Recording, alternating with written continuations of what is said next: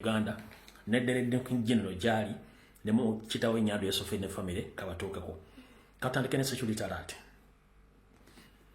nyongera okujukiza bana Uganda mwenna abali mu bibuga ebyenjawulo ne municipalities ezenjawulo kwetola eggwanga lyammwe kwetola eggwanga Uganda nabagambye Museveni yakizula teyafuna kalumi Uganda yafuna ebitundu 27 okwetola eggwanga na Museveni yafuna ebitundu 27 n'akimanya temwamu akalulu ate yagoberera campaign zonanga bwezaali nga mu municipalities ne cities n'okwetola eggwanga lyonna abantu bali bawagira nkyuka kati ngemu kimanyi nti Museveni akalwe kaggwa atandika okubonya bana Uganda gyatafuna bululu kati kuuna agenda kikola countrywide nga achunya abantu mwenna abakola business entonotono mu bibuga byonna okwetola eggwanga omuli ebibuga ebinene n'obubuga obutonotono otuyita cities and municipalities bagenda kola kibaita economic sabotage. 1 bagenda tuma amaje ne police saako ne city council ezebibuga ebyo ne municipalities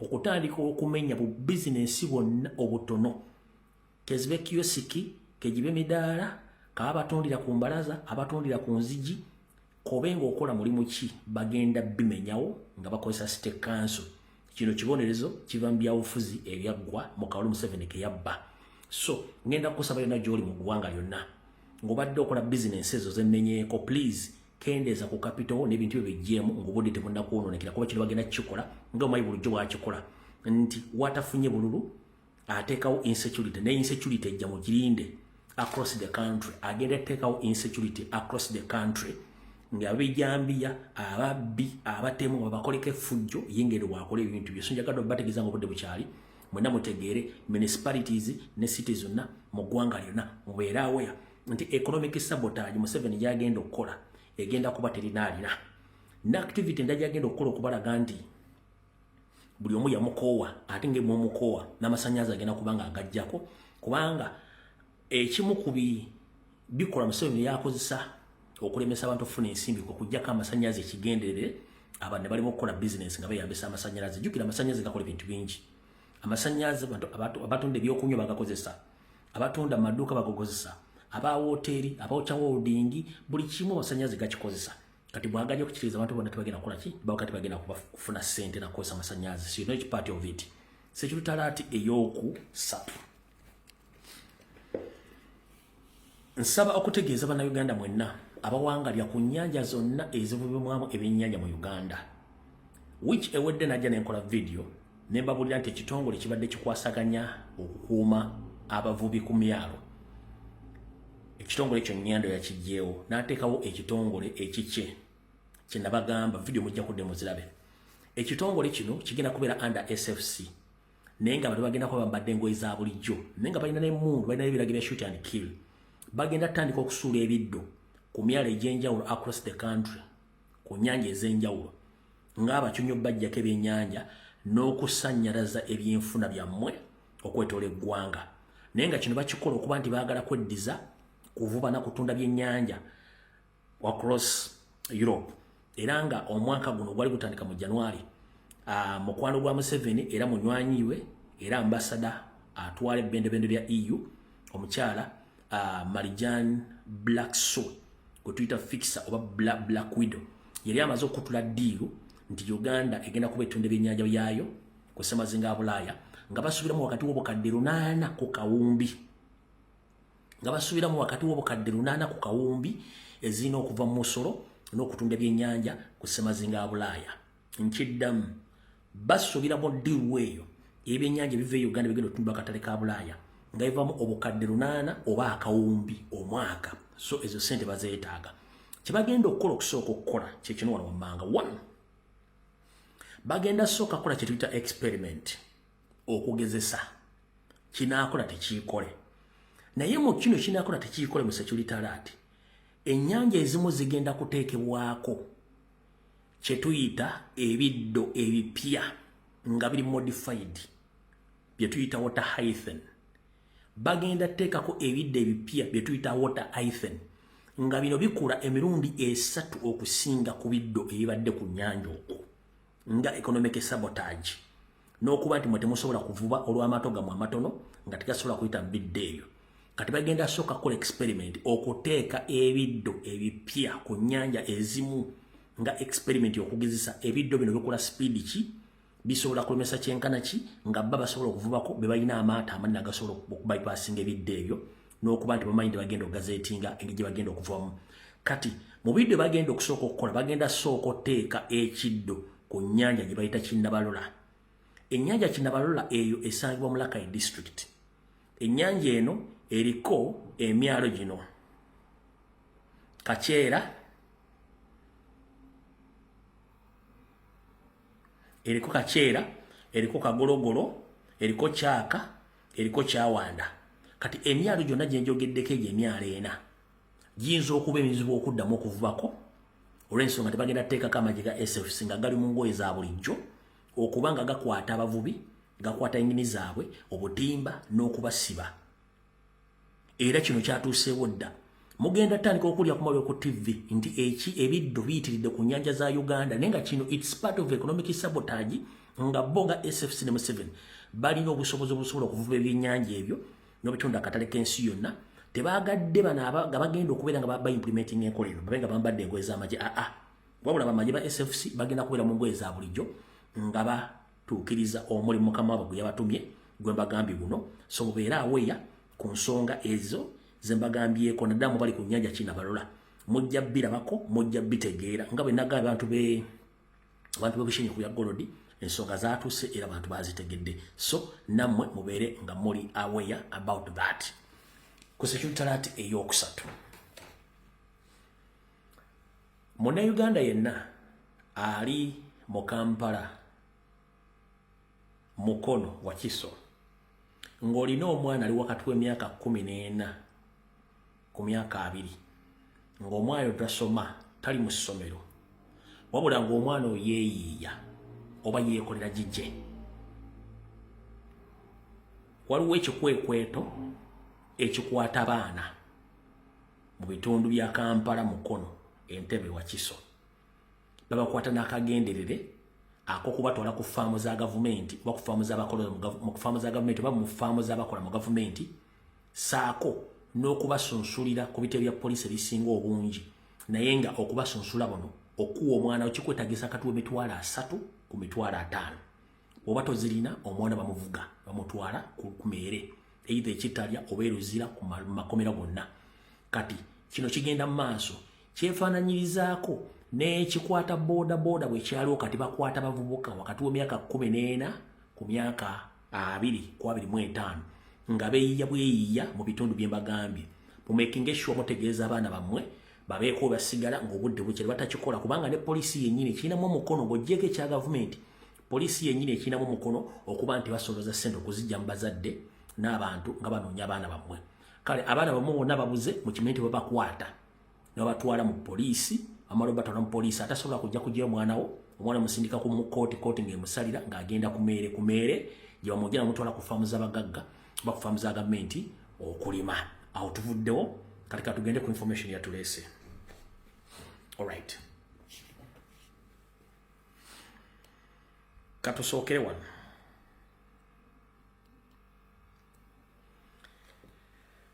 oluvannyuma lwa pulezidenti okulondebwa okubeera nga y'omu ku bagenda okwetaba mu kalulu k'abantu abasinze okulwanira eddembe mu nsi yonna kye bayita 2026 Heroes of Democracy. President bwe yalondeddwa ate ng'olwedde ali mu dduka Museveni kwe kuteekawo diversion za abavubuka abafunye essira ku social media boogera ebigambo ebingi saako n'okukola ebitagasa. Kati kye yakoze nga Museveni kino kye mbagamba eno mwagire bulungi nnyo mwenna mwagirabye yo president mwe bamulondedde okuba nti agenda kubanga omu ku bavuganya kubanga engule eyo eba y'amaanyi nnyo. Kati Museveni kye yakoze naye era Kyagulanyi agenda bakozesa ensobi nnene nnyo. Museveni kye yakoze naddira bajjeno be n'abasindika bagendeko e Nigeria bakolagenda abanene mu gavumenti ya Nigeria ne mabajje babeko ki award oba cha award je bafumba fumba oba chita Intercontinental Award bachita Intercontinental Personnel of the Year Award ne bagenda bakolagana government ya Nigeria nebiya imu biri mu Nigeria ebiri mu majega Nigeria ne batondawo ki award ekyo mbachiwo muhozi nga kizibikiriza kiri echa president naye nga bana bagamba nti nze ndi wandali ntunula bwenti ku lutindo ewasembayo je mpita kati bana basajja Kyagulanyi agenda bakozesa ensobi bwe batesetese kya award kino bukiri Intercontinental genda ku Google okinonye baje ekiri kubanga ya Kyagulanyi jeri ku Google ne yabano yabadde nfumbirire o counter attacking yani eya president ene yabano yabadde nfumbirire ndozo kira bulungi nnyo bino byonna byadde bifumbirire nga bagala kuteeka muvubuka waabwe kola ki muvubuka waabwe mwabere ku map ngense mu manyi kira bulungi nnyo ya nenga kino tekina makuru orenso nga bakikoze benyini nga bakimanyi ndi tekina makuru okira bulungi nnyo tekina makuru baade baagala kukola ki counter attacking okulondebwa kwa president okuba nti omu ku balwanirizi b'eddembe era batwita ba heroes okwetola ensi yonna kati bona basalawo bajingire ekyawaadi ekyo basobole counter attacking president nga kino kyawaadi kyavudde Nigeria naye nga tekirinaako kimanyikiddwa mu nsi yonna ku level yonna tekimanyikiddwako kimanyikiddwa mu nsi yonna baagadde kikola bukozi kola counter attack ku nsonga eyo kati naawo we wali okulya n'okkomba essowaani mubadde mwebuuza Didigi yalazeewa mubadde mwebuuza lwaki Didigi yabuze ku media mubadde mwebuuza lwaki Didigi mukitaawo yamugaanyi okwogera ku nsonga ezigenda mu maaso mu lutalo olwa Israeli, Irani, America n'ensi endala kati kandi okuvire ku ntono 1 Museveni bwe yategedde nti olutalo luguseewo jjukira ye ssentebe wa NAM omukago gwa NAM yabadde alina okujja okukomentinga ku lutalo olwo wabula olw'okuba nti tali mu bitabo birungi n'Amerika n'ensi endala bamugambye akomentinga yaganye okukomentinga era n'asirika ng'ate ssentebe wa NAM ng'akimanyi nti olwedde ali mu bitabo bikyamu n'abazungu n'asirika jjukira yasala n'agenda mu break kati yaganye okwogera kati bwe yaganye okwo yategedde nti badde bagenda mutega akatego kyeyavudde akola ekintu kino wammanga neeyogeza mbu Irani emusabye abeeko byayogera ku lutalo olwo naye kyatannayogera kubanga era kitya kati yategedde nti mutabani we muno mwayogera ebigambo nga talinaako program yategedde nti muhoozi ajja kwogera ebigambo ebigenda omuzaalira maka ebyazaalira ku ttale kyeyavudde alagira nti muhoozi ajibwe mu Kampala atwalibwe akeekebwe ebukojjabwe kyeyavudde alagira muhoozi ajibwe mu Kampala atwalibwe akwekebwe ebukojjabwe nga bwe nabagamba nti ebitongole biri ebiketterebwe lw'ensi ziri ennene biri mu kunoonya mu ebiri mu nsi ze nabagambako recently ekituufu biri mu kunoonya era birina tageti zabo zibezaagala kati ndowooza ne Didigi y'omu ku tageti ezo kati Museveni n'alagira Didigi bamukwate bamugjewo bamutwala mukwekeko ebukojjabwe abeereyo naye nga tali mu maka ga maama oba ga kojjabwe bamutadde mu Mountain Brigade Barracks gye bamutadde gy'asula wabula emirimu gye agikolera mu kimpukumpuku n'ensi tetegedde lwatandise lutya Museveni akimanyi bulungi nnyo nti Didigi bamunoonya amanyi bulungi nti Didigi asabuka n'ebigambo olutalo luno yakitegedde Didigi asobola okuvaayo n'agenda ku mutimba gwe negenda asabuka n'ebigambo n'abagamba bamukwate bamutwale okuwala ebinaddako mu Mountain Brigade esangibwa e Fort Portal gye baba bamutereka akola emirimu gye egiri mu manyo nga tali ku social media era ne bamukwata ne bamutwala mpaka yogayoga ku bukojja e Fort Portal gyali yakamala ennaku mmeka 6 namugamba atabako kintu kyonna kyakola ng'akola ki ng'ayogera ku social media era n'okumukuuma bamukumisa brigade 2 kuliko brigade 111 ne brigade 333 ze zimukuuma kati brigade zino zikulibwa Brigadier General Paulo Muwonge. Brigadier Paulo General Muwonge yakolya brigade zine bbiri ezikuuma Didigi for his safety n'okumukontrola ng'obutakoza social media platform ye yonna kwogera kigambo kyonna kiyinza kumuleetera buzibu na kuleetera kitaawe buzibu na ggwanga buzibu. Kati bulijjo ntubagamba nti wandikola ekintu okulumya omuntu n'owozika ngu yemuyambe ekkiriza. Gwe omuyina emmundu mwe muwamba abantu naye ate mutya n'okusinga abantu bwe muwamba. Kati mwaleseyo barracks zino ez'e Kampala wali SFC ez'Embuya military barracks bombo biki era n'omuntu ono omuddusa mu kyalo ng'ozisobola kumanya location kati mbyabizza location gyali. So whoever looking for Muhoozi Kainerugaba, they sent to Museveni. Museveni ordered his top generals to take out his son Muhoozi from Kampala all the way to Fort Portal military brigade barracks, where he is kept secretly, but during the day is transported or is sneaked out of the barracks and he stays in Mountain of Moon Hotel, which is fully guarded by the SFC and military police officers. They don't allow anyone who is not on appointment to use that hotel, as Muhoozi is still keeping himself inside there safely for anything which can happen, and he was instructed not to use social media anymore until further notice. So whoever been looking for Muhoozi, get brother Muhoozi is kept in Fort Portal in Mountain Brigade Barracks, guarded by 2 brigades of 111 and 333, led by Brigadier General Paulo Muwonge. So Muhoozi oyinza okuba tusobola kutegera wooli, tutegedde wooli. Ekiro kyonna obeera mu barracks, emisana ne bakujja ne bakuleeta mu Mountain of the Moon Hotel, e Fort Portal gye bakukuumira mpaka until further notice. Kati nze njagala ntegeeze ensi ne bwe muneekweka mu mpuku tujja bajjayo ensi ejja kutegera. Kati muna mutegedde bannayuganda omwami ono bamukwese mu Fort Portal olw'ensonga nti bakimanyi nti waliwo abamunoonya ate ayinza okukola ensobi ne bikola ki ne bimwonoonekera. So kati kino kyajja kitya bwe bateeka sanctions ku bantu ba Kagame baali bakyali baani ba Didigi.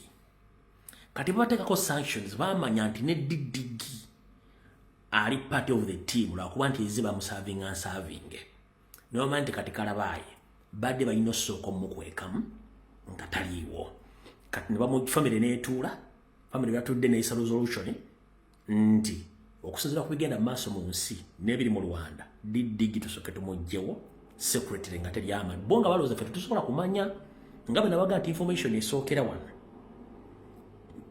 era esookedde wano mbagambye Didigi ali mu kwekweka tebamukkiriza kwogera ku social media platform zonna era asirise. Mbagambye akumibwa brigades 2 111 ne 333 nga eneekulibwa Brigadier General Paulo Muwonge byakuuma Didigi until further notice. Naye nga kino kyavudde oluvannyuma lw'olutalo lw'abalusewo wakati wa Israeli, USA ne Iran. Museveni batumanya nti panic weeri batuza family meeting ne bodali nga Didigi bamugjewo with immediate effect ne bamusindika okujja e Fort Portal gyali nti singa abawo kibawo kyonna baba mujja bujja ng'amutwala wala wonna. Ne kati Didigi ebizibu byabimanyi era akimanyi nti essaawa yonna bayinza omufuna ne kitaawe. So mwena abadde banoonya Didigi mutegedde bulungi nnyo wajaali. Mbabuulidde abamukuuma wajaali na kimu kitegedde ebisigadde nze temumanyi ogwange ngukoze nga bwe ndina ogukola. Nyongera obajjukiza nti hotels ze nabagamba omusula abayeekera naddala ba top leaders aba M23. Hotels zino za Salimu Sale tebakubuzaabuza.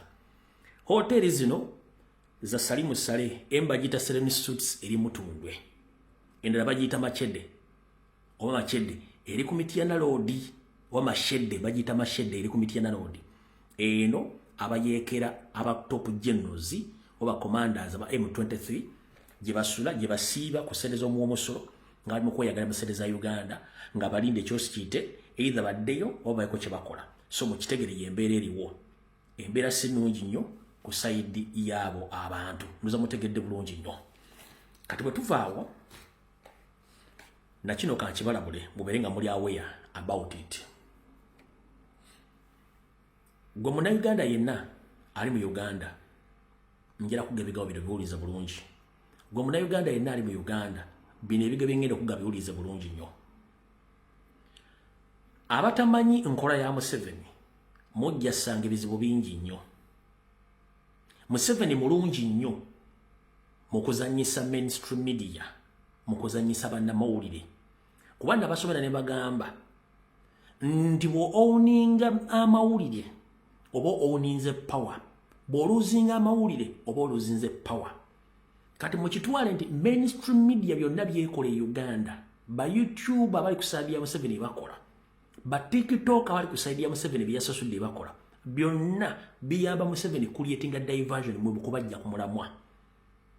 Mukitegedde bulungi nnyo, biyamba Museveni mu kubajja kuba n'emirambo egimu gigenda kuzuuka egyali gifudde olw'ensimbi kuba ye mulungi mu kuteekawo akanyeebwa buli omu ajje abeere okwo. So njagala baga mubere careful nnyo n'ensonga ezigenda maaso ku mainstream media ne ku social media. Zino zonna bazikuliyetina kuba Museveni ayagala owuninga maki mawuli gabe nga googera ku ye galeme kwogera ku nkyukakyuka essaawa zino. Yensonga lwaki ndi bakuliyetinze nnyo diversion okuva president yasembayo okulabikako ne bamunoonya n'abula. Ne bakuliyetinga diversion ey'aba YouTubers abatayina makulu nga n'ensonga ze boogerako tesobola kuzimba ggwanga. Nabagamba nti bonna babakozesa olw'ensonga nti Museveni akimanyi nti system nfu. Kenzo gye yayimbako kennyini nti system volongoto. Kati Museveni bw'akwata oba wa ssente aba abasasudde bakavalinge ebizibu oba ebituli ebiri mu system. Y'ensonga lwaki aba wa ssente ezo. Tiyandizibwa wadde mbw abaagala kuba talina gwayagalako. Ye bayagala abamanyi. Kati alina kukozesa ssente ezo okuba nti azibawa naba nga akoze eki nga yakizibya ekituli naba tazibawadde. Nyongera bajjukiza mu bavubuka mmwe n'abasajja bakulu abali mu kulya serezo mu omusolo nga muloza bazibawadde mubere bulungi. Omugenzi Isma Olaxis bwe yava e Buswidi okujja mu Uganda yajjira ku mission nga balina omuwa ssente akola omulimu gw'okudifendinga gavumenti. Isma Olaxis yafuna ebifaananyi ne Museveni era bayogera bulungi ne bakkaanya ku terms and conditions. Isma Olaxis teyafuna ssente, teyafuna ssente wabula bakomekereza bakoze eki bennyini nga bamusse, bennyini nga bamusse. Kati mmwe kiki ekibalowoozesa nti Museveni yamaze okubalabisa mukyalina value? Wallahi temulina value n'eki kubanga kiyabadde ayagala mubadde bangi nnyo nga temulina kye muzza mu ggwanga. Yabadde alina osooka bakwata abateeke mu kamera, anakuwa ssente akuteeka mu kamera. Bameka balidesereza Museveni nga tebali mu kamera nga tumala bajjawo nga tuvumiza information mu gye muyita propaganda ba blackmail. Wabula oluvannyuma bwe vaayo ne musirika bameka Museveni bawa ssente nga tebali mu kamera ne balya ssente fe bafuna interview tujje tubalabisa ne tubateeka mu kamera oluvannyuma mukiza ati kati mmwe batadde oba mwasose kirowoozaako nti gaye abalabisa era agenda bakubisa publiki. Mwadde mukirowoozezaako nti gaye abalabisa era agenda bakubisa publiki. Buli abadde akyasobola okukubira essimu n'ayogera aba oyo akolaga ne Museveni. Kitegeeza gwoyinza okulooza nti wageyiniza okutuukirira Museveni nomusaba ssente agati agenda zibawa, wabula walwozinze 70% ku buli kimu ne trust y'abantu. Abantu bangi Museveni bawadde ssente nga tebazze mu public, tabalaze mu kamera. Naye mwe bye yataddemu kitegeeza nti yabasindikidde public ebajjemu trust. Kitegeeza mba muwedde ne munaafuna ekizibu public egenda basekirira. Ate mulina okwewozaako kungi nnyo, mugenda kubeera ku defensive. Niyo mugenda okukola n'okuwandiika byonna bigenda balaga nti temulina nsa mu bantu. Kubanga abantu bamuli mu kulaga nti mwafunye essira omusubira ssente be bantu abasasula omusolo, be bantu abali mu kugobebwa ku makubo, be bantu abali mu kumenyebwa ebyabwe, be bantu bakwatirwako boda, be bantu abali mu kuttibwa, be bantu abali mu kuwambibwa. Temusobola boogerako wabula muyina kwogera ku Museveni namukavalinga. Lwaki? Kubanga ye akimanyi ewatali ssente musobola mwagala era namwe kimanyi bulungi mwagenze kukima ssente. Goza lwaki mwatuuseeyo ne bagamba nti bana bagenzeeyo banumpu siba movement ng'ate aba movement mu bakayana. Kitegeeza mu kakodyo ka Museveni aka divide and rule ya achievinze daggolo kumbe ku mwenna bagenzeyo tetumanyiko wa Nuupu abadde alina kaadi ya Nuupu oba yambaddeko ekyambalo kya Nuupu kuba abantu bangi nnyo bajja ne bakuba ne bafuna ebifaananyi pulezidenti ne boogera kimu naye bimbuutu ffe tuwagira nkyuka naye nga tebabeera nko ku kitebe tebalina kaadi ya nkyukakyuka ate nga emisana boogera kirala ekiro ne bakola kirala kati ffe tetulinaako wa Nuupu yagenda muki yagenda kuba YouTubers oba TikTok no bonna abadde ba state agent nga bakola emirimu egyo kubera abadde bagikola nga no ku media tubaga nti oyo no balya sente ABCD okolya Museveni omulimu gundi mubadde temukiraba kati bwatuuse mutya okuleeta mu Nuupu mu mboozi zammwe kubanga kye basasulira nti eva mu dragging Nuupu mu mboozi zammwe kati ffe tutegeera ntubagamba no ensonga zino tuzimanyi bulungi nnyo teri mwana wa nkyukakyuka ali mbiboozibozi byammwe mulye sente zammwe mukulyetinga diversion stunts kyekinakomekereza mujja kwewuunya lwaki ensi olumu esirika ekyenjagadde obbagamba so mukoze kamanyi ng'akoza ne webbwa nti ensi ebalaba kubanga yamaze okubateekamu divisions ne mweyawulamu nga temutegedde naye nga kikuzaayo nti ne Bibuli ekugamba nti ataakole n'okulya nga toolyenga musajja munnanga ali eyo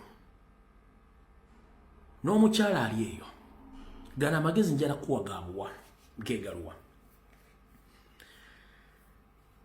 Allah bwe yali abatonda bwe yatonda ffenna buli omu yamuwa kyeyamuwa mu bulamu bwe n'akuwa omubiri nga gujjudde nga toyinaako walema wonna ate nga n'abalema bakola tebangayo muntu mu nsi yonna akontrolinga olw'okuba nti omuggyako ssente tebangayo muntu yenna akontrolinga olw'okuba omuggyako ssente oba akuwa ssente tebangayo muntu yenna akontrolinga olw'okuba akuwa laavu oba omuwalaavu no oyina kwekuuma nakuyimirirawo ng'omuntu ng'okozesa instincts zo abantu bangi bafunye ebizibu n'okukola ensobi nga bazikola okuba naakola ntya ng'omuntu ampadde ssente wabadde ambeereddewo aŋŋambye kola kino ABCD bwe naakigaana naalyawa naakola ntya ate ng'abadde anjagala nkyaye oba gwe njagala nkyaye alina ensonga lwaki akukyaye n'oli akuwa ssente azikuwa kubanga akimanyi kyekizibu kyo kyoyagala era agenda kukozesa kyayagala olw'ensonga akimanyi nti watakuwa ssente osobola kubeerawo ng'osavaivingira ku handouts buno obubaka njala bugereri bannayuganda mwenna buli muntu Katonda yamuwa akasengejja mu bwongo n'amuwa n'obwongo okweyimirizaawo ng'omuntu kibi nnyo kyabulabe nnyo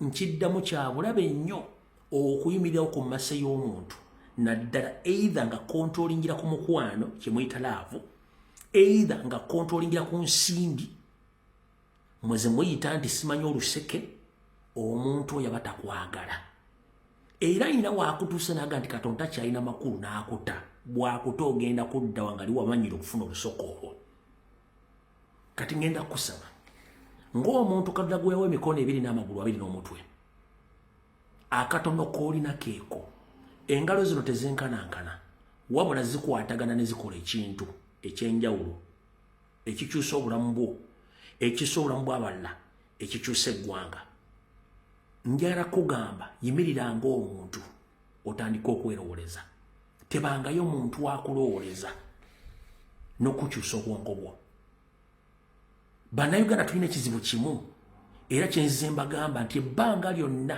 kyangu nnyo munnayuganda omujja mu Uganda n'omutwala mu nsi z'abazungu naye omujjamu olunnayuganda si kyangu era bannayuganda basinga obungi okulemererwa okubeera ebweru n'okugaggawala ekyalo kya Uganda kyabalemeramu nina omukyalo omu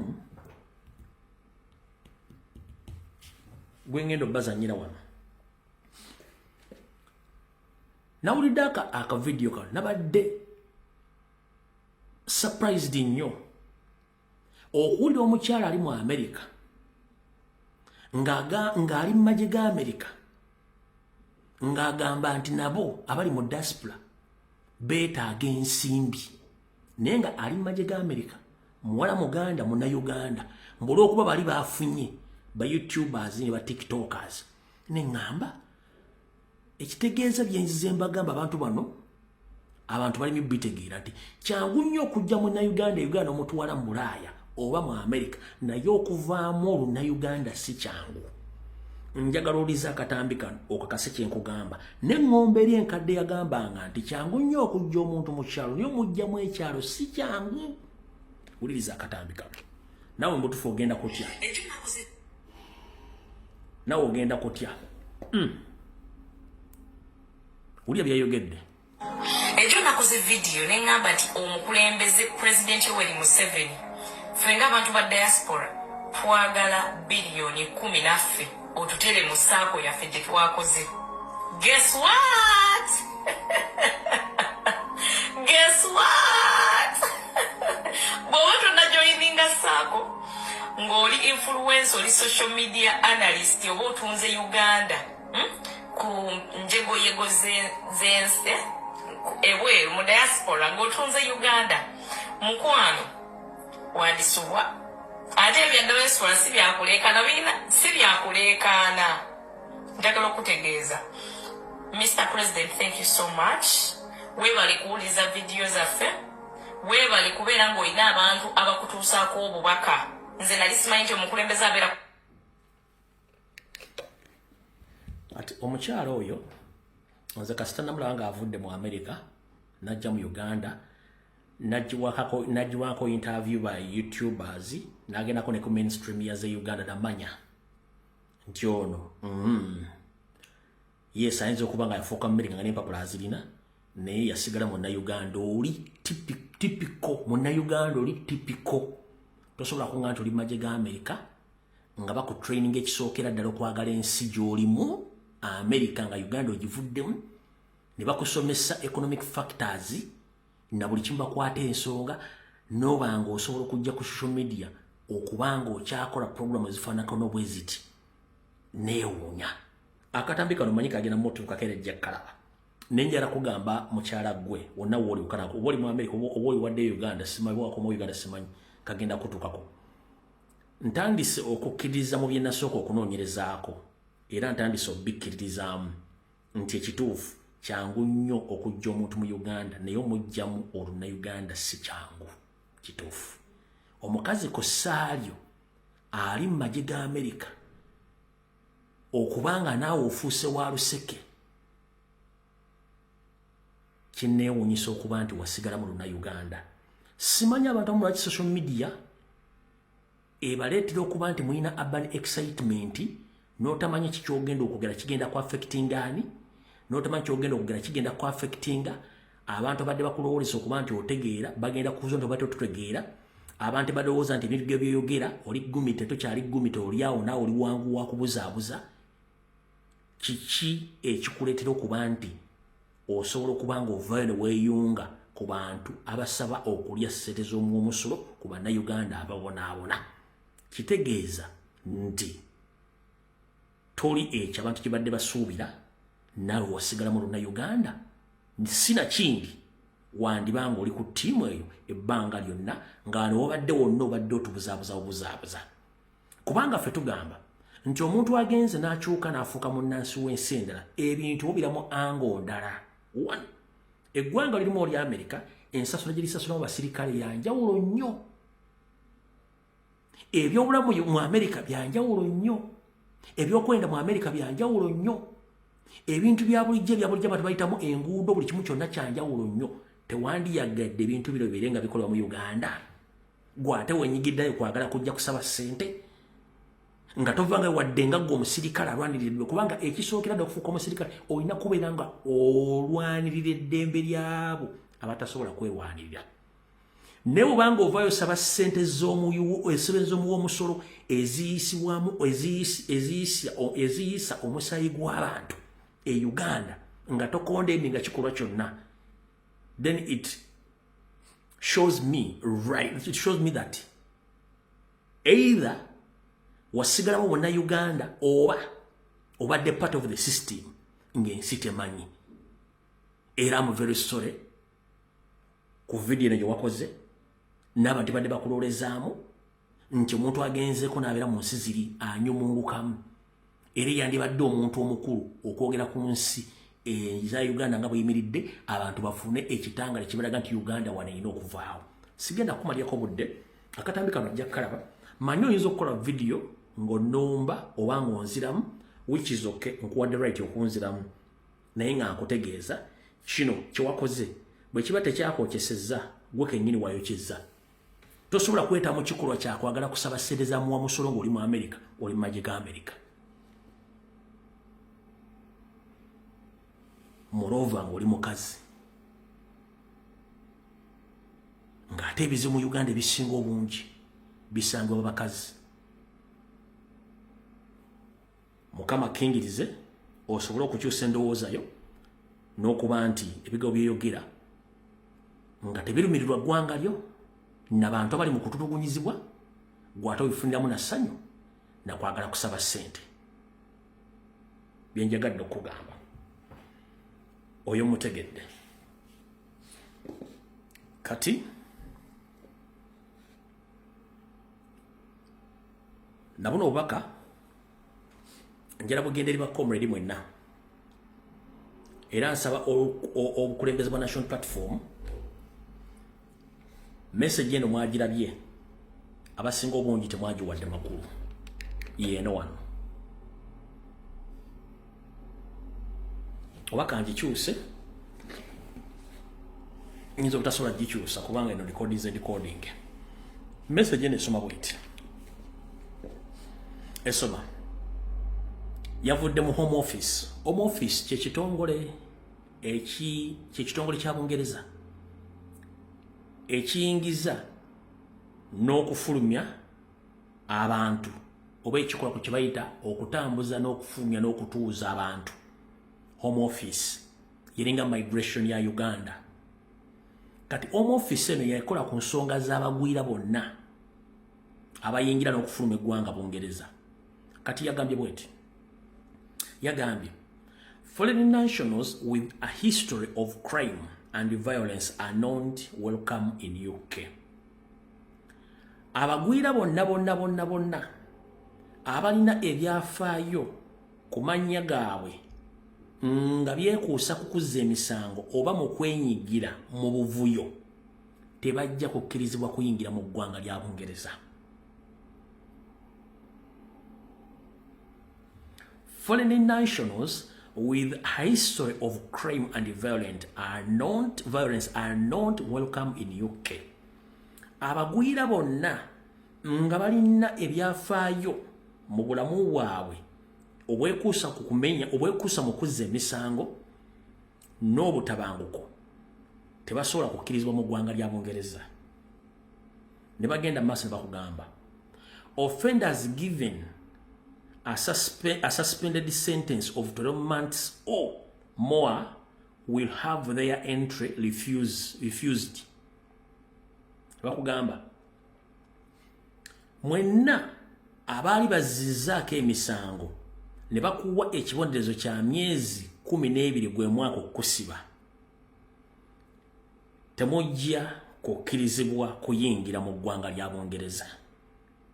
Offenders given a suspended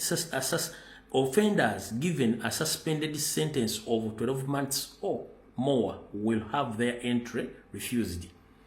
Mwenna abaweebwa ekibonerezo eky'emyezi 12 oba okusingawo temujja kukkirizibwa kuyingira mu ggwanga lya Bungereza. Ne bwe bajja oli ne bakizuula bajja kufulumya. Regardless of when the crime took place, tebafuddeeyo gye wakolera buvuyo buno or deported if the offense was committed oba gye baali bakutisseeko gye waddiza emisango gino oba wagikolera mu UK oba wantu wala wonna. Kati kino kankikunyonyola kitegeere.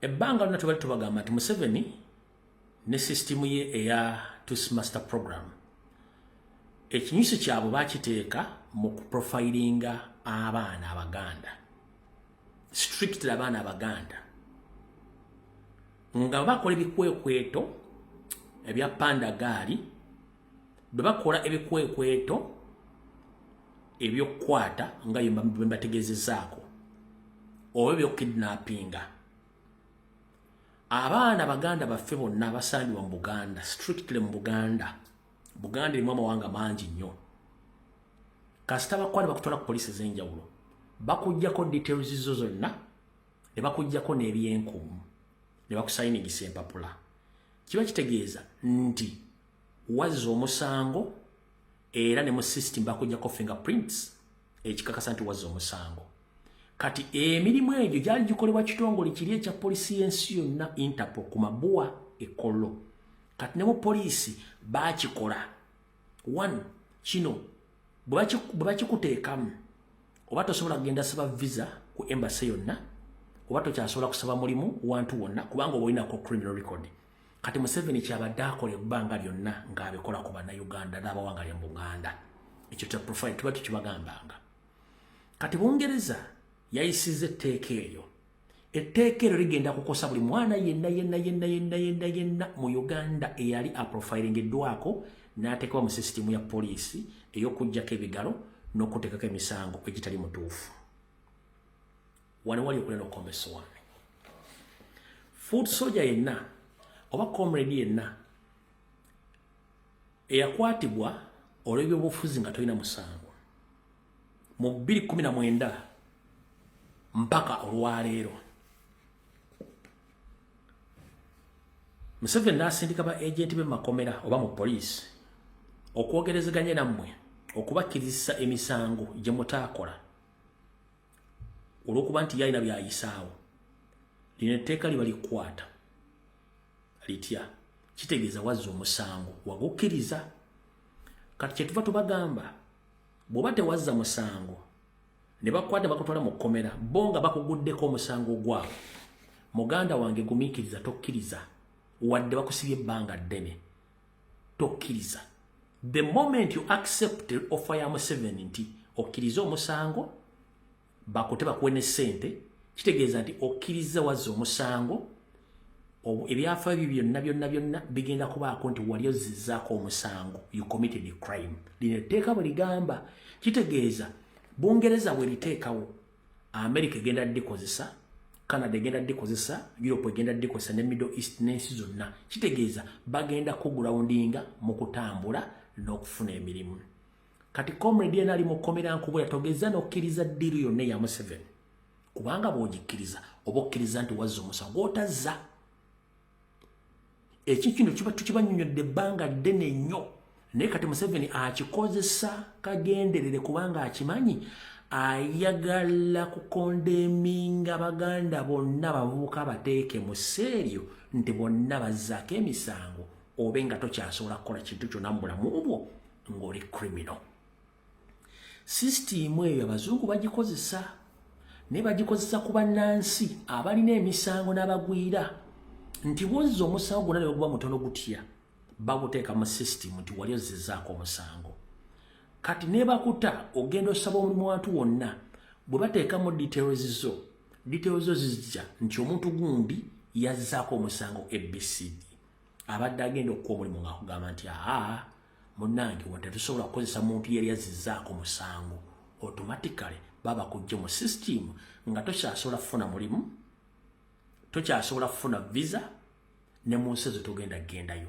kitegeeza nti gwe comrade yali mu kkomera wandibadde olwana nnyo wandibadde weetaba nnyo mu struggle n'oba nga tokkiriza kintu kyonna ddiiru ya Museveni nkunnyonnyodde bulungi nnyo omanyize ni bulungi mu kunnyonnyola kuba saagala nnyo kuleka muntu nga tategedde ensonga zo nkunnyonnyodde bulungi nnyo obulabe obuli mu kukkiriziganya ne Museveni akuwa ebbeiro oba akuwe ne kasente ye nga yaggyeko emisango gye yakutaddeko oba oli condemned the moment you become condemned that means your life is finished kati ensi zitandise okissaawo nti bwewazzaako omusango tosobola kukkirizibwa kuyingira mu nsi ezo bwewazzaako omusango tosobola kukola mulimu gwonna abaakusimiddeko ettaka naye bo temuli baabwe bakikola ku baana b'abantu bannansangwa bannansi abali mu Uganda.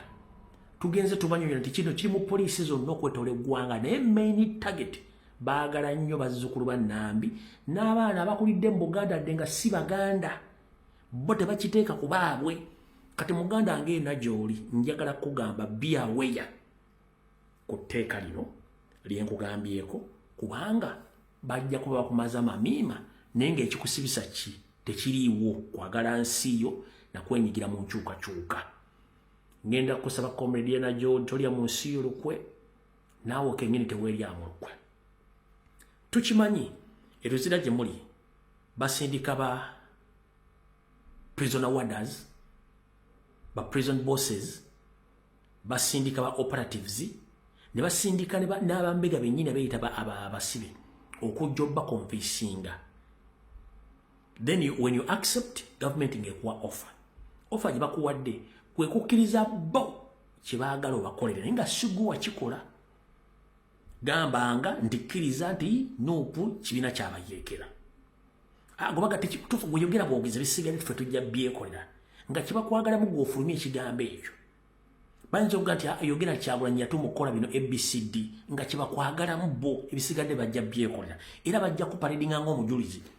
Naye nga naawe okimanyi Nuupu talina kikolwa kyonna kikyamu kye yali yeekoze munna Uganda. Naawe ng'okimanyi Kyagulanyi talina kikolwa kyonna kyenyigira bumenyi bw'abateeka kye yali akoze era nga tatuulangako naawe oba nammwe kubagamba nti mugende mwokya amafuta mugende mubba abantu mugende mutemula abantu takyogerangako wabula gwe bagenda kukoza kubanga bagenda agweyogera kino fe bisigadde tujja kuleeta obujulizi buli kimu tujja kifumbanga gwe kasi toyogera kuteeka mu kkooti oyogere kye bagenda okukola. Kasi tokkiriza ekintu ekyo muganda wange oba owedde gw'oyinza okukola ekintu okwagala okulumya Kyagulanyi oba okulumya Nuupu naye ng'ogenda kwerumya obulamu bwo bwonna.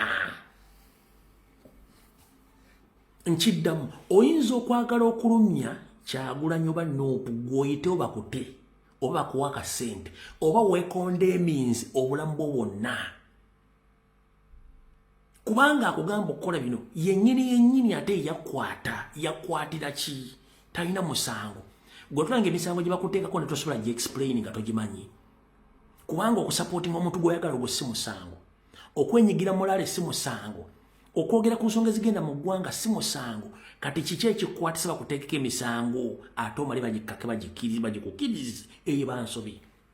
Kati muganda wange wonna wooli ngenda kusa muganda wange Munzo Kalumbu yayogera kubanga ali Bulaaya. No, ndi Bulaaya kubanga simanyi nange Katonda lwaki yanteeka wano okuba nti nze omu kuboogera ku nsonga z'eggwanga. Singa nali Uganda nandibadde nga olw'omusobola byogera obanga nange neeyisanga abalala tebinkwatako. Ni nange neesanga ndi wano nga najja kunoonya kigule Magala Eddiba ninesanga ng'ensi yange ennumu okusinziira ku byendebwa ne banka gye mbadde wano nga birina okukolebwa Uganda nga tebikolebwa ssente bazibba. Ne ŋŋamba nedda okunyigirizibwa kungi nnyo okuttibwa kungi nnyo nga ate n'obukulembeze bugaanye okukyuka. Ne tumanya nti n'ebintu ebikolebwa mu Uganda si bituufu, tetuli mu politics, tuli under occupation. Ng'eggwanga lyaffe balitwala nga tuli mu kwepiica, eggwanga lyaffe bali mu kutwala tuli mu kunywa walagi, eggwanga lyaffe balitwala nti bannansi bafudde ebyeneena tebakyasobola kwogera mboozi zizimba okuggyako ezizimbula. Gobadde okimanyi nti social media za Uganda zonna ogenda ozikeberamu ozeetola zonna ebitundu 80 ku buli 100 emboozi ziriko za buseegu. Gobadde okimanyi social media platform zonna ogenda kazibe ne mainstream media kazibe TV ogenda okumala ozeetola ng'emboozi eriko eyiiko yonna ensinga obungi ya buseegu. Eddako yakusabiriza ebyobufuzi ntono nnyo oba eyogera ku nsonga ezikyusa eggwanga ntono nnyo. Lwaki? Kubanga bali tebakitagetinga baamanya obuzibu bwaffe nti bannayuganda basinga obungi bangalo buna tebaagala kukola, baagala nnyo ebintu bya layisi, nti ebintu batakoledde babyagala nnyo okusinga bakoleredde.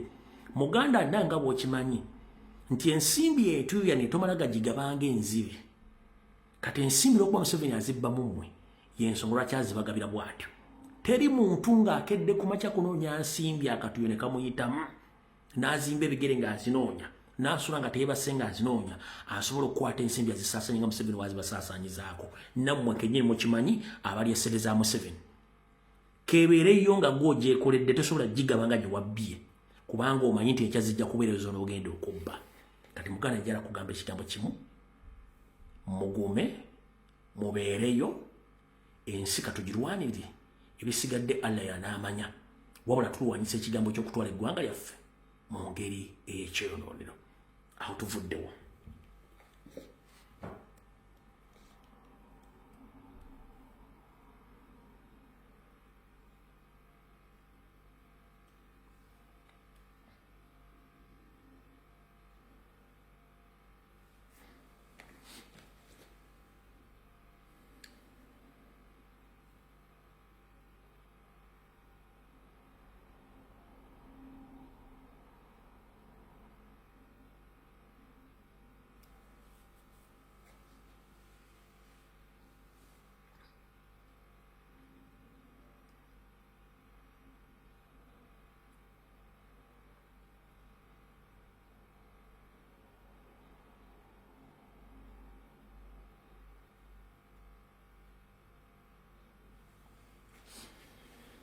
Bulobaka njala buweereza bannayuganda abali mu Middle East. Bannayuganda bali mu Middle East bulobaka njala bo basindikira. Middle East erimu obutabanguko essaawa zino obw'entalo ezaabalukawo. Wabula abantu bangi bannayuganda balina urban excitement. Tamanyi kyagenda okwogera oba okupostinga kigenda mu kostinga ki. Ensi ezisinga obungi mu Middle East, 1. Tezaasayininga ndagaano za Geneva Convention. Nkiddamu. Ensi ezisinga obungi mu Middle East tezaasayininga ndagaano za Geneva Convention. Ez'eddembe ly'obuntu, ez'okubudaabuda ababundabunda, ez'okuyamba balina obwetaavu. Y'ensonga lwaki nti ensi ezisinga obungi zikyalina obwakabaka, zitambulira ku bwakabaka. Lwaki? Kubanga endagaano ezimu ez'enyigira kuteekawo eddembe ly'obuntu n'enfuga ey'amateeka teziriiyo, bakyali ku ndagaano enkadde zaabwe. Kati mu ndagaano zaabwe n'enkola zaabwe ezo balina ebintu bye bataagala ensi ebitegere nti gyebiri. Kyovula towulira bina kwekalakaasa ng'ensi endala wali okwekalakaasa, wano bafuga automatic. Kati olutalo lwabaluseewo. Naye bannayuganda mukyagenda mu maaso okulikodinga n'okupostinga video z'entalo.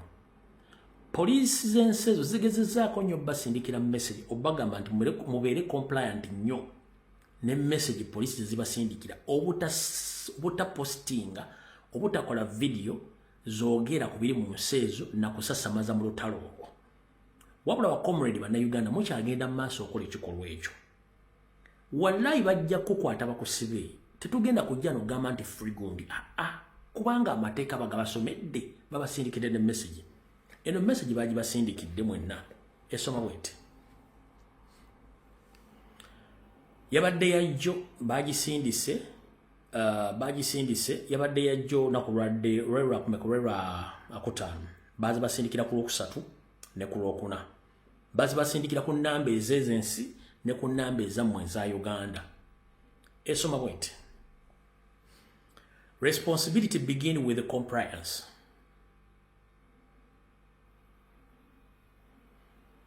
Photoshopping or sharing security or critical sites or reposting unreliable information may result in legal action and compromise the national security and stability. Compliance helps keep the community safe and stable. For your safety is our happiness. Nebakugamba nti bonga bo bafanyo ku bukuumi bwo, bafanyo ku bukuumi bwa bannansi n'ensi zaabwe. Nebakusaba ogendere ku biragiro ebyateereddwawo. Topostinga kintu, toyogera ku kintu, tokisaasaanya kikwatagana ku byakwenda by'ensi ezo, naddala muno olutalo lugenda maaso. Kiyinza okuviiramu ekibonerezo eky'okukusiba oba n'ebirala basazeewo. Kati bagane mwenna bali mu Middle East ngenda basaba. Ensonga ezo muzeesonyiwe muzireke. Temwogera ku nsonga ezo. bajja kusiba ffe tugenda gamba nti firi gundi okuba nti wakoze ensobi ng'ogimanyi.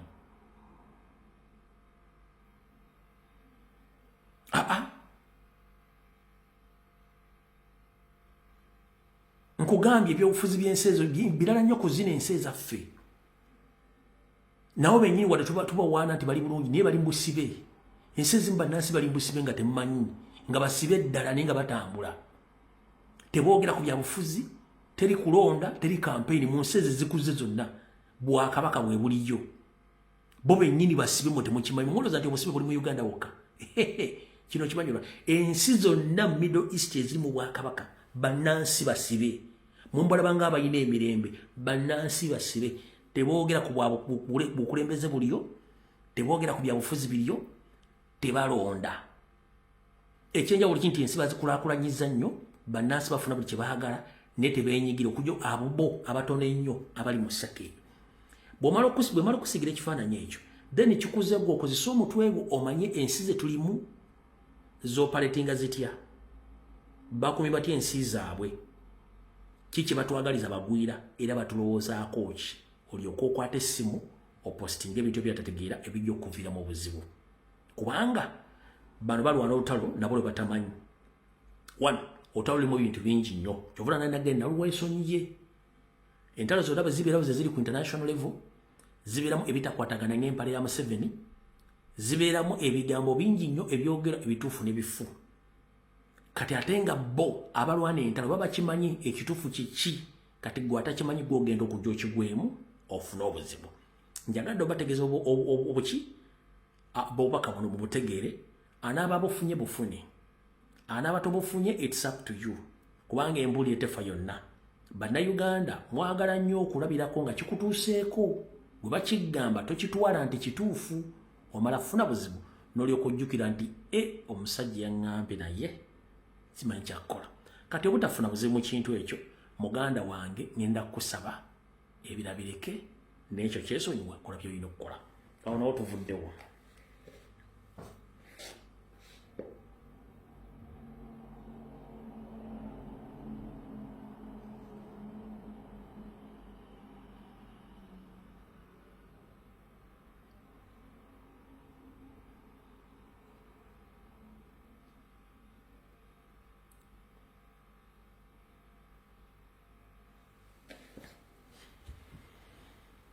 Njala fundikira ne message eno egenda ibakomere bannaffe mwenna n'abenkyukakyuka. 1. Ebbanga liise nga ntegeeza bakomere mwenna abali ku social media platforms zonna. Oyinza okuba oli ku TikTok, oyinza okuba oli ku Facebook, oli ku Twitter, oba oli mu WhatsApp group. Nzize ngamba ategeeza nti mwesonyi WhatsApp group ne mwaziremeramu wiki zokka nti eddembe lyo. Nendabula nnyo abaana abawala nti mwegendereze nnyo abannakigwanyiza abeera ku social media platforms. Oli ajja mu inbox yo n'atandika okutokota n'ekigendererwa nti ayagala kugenda mu mukwano naawe, n'ebiseera ebisinga mukola ensobi. Ensobi ze ziriwa. Abamu abasinga obonye bafunye ebizibu, mubbiddwa ensimbi lw'abantu bajja mu inbox zammwe, mulabisiddwa nga obwerere bwamwe mwaliko ne mubwa abasajja babutadde. Si bwe kiri nti abamu mukwatiddwa ne muttibwa nga temuyinako mayitire lw'abantu bajja mu inbox zammwe. Mbadde ngambagamba nti omuntu yenna ng'ajja mu inbox yo ku messenger, please mwegendereze kuba tomumanyi. Bajja n'ebigendererwa bingi. Ne mbagale bakomredi bwe bali ababasaba nudes, n'amaana akwefulira n'ata nudes zo. Era ekyo kimbadde nsibanga nkibagamba nti bakomredi bangi abalina emize egyo egibasaba nudes, n'amala okusaba nudes ate n'akusaba ssente bw'oganda ozimuwanga ata nudes zo. Ekyo mbadde nkibagamba. N'abatali bakomredi abasajja bangi nnyo abaseego bali ku social media abakola ebintu ebyo. N'abala bali mu state nga gwe muzeego bagoba baleeta okukola. Abasinga obonyi babakanga nnyo nti muve ku social media ne mukyalemeddeko. Ngenda basaba mubeere gumiti.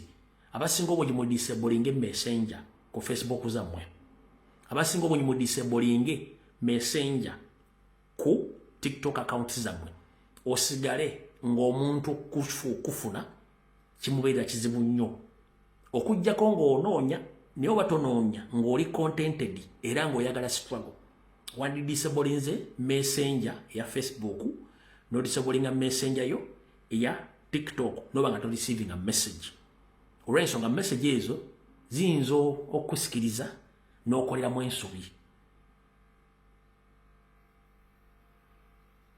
naye oli wa ddembe ogirekako oli wa ddembe ozirekako kubanga ddembe lyo nze nkuwa magezi ng'omuntu oli wa ddembe okulekako messenger ya Facebook oba osobola okulekako message ku TikTok ekyo kiri gy'oli naye nga okubeera safe n'okufaayo ku byokola n'ebikwatako n'obutayingirirwa nnyo kutuusa kukemebwa wandibadde odisablinga message ku TikTok n'odisablinga message ku messenger ku Facebook yo ndozana ku Twitter others bwe mutakikola mugenda gwa mu bintu bingi nnyo naddala abaana ab'obuwala eno message egendera ddala abawala mwenna mu nsi yonna bannayuganda si abakomredi bokka bafoot soldier buli mukazi yonna gy'olwandibadde weewala ekintu ekyo kubanga mukifunidde mu bintu bingi nnyo naye nga omanyi nti bannayuganda basinga obungi bakkiriza amaze kulabako wekinaatuukako ojja kiraba era ogenda okunooza ku social media nti abantu abafunye ebizibu ku social media basinga obungi ebizibu byabasanga mu inbox gye byabasanga kati inbox ejja kufuukira akabasa so nga ate walina obudde okusobola ogisiba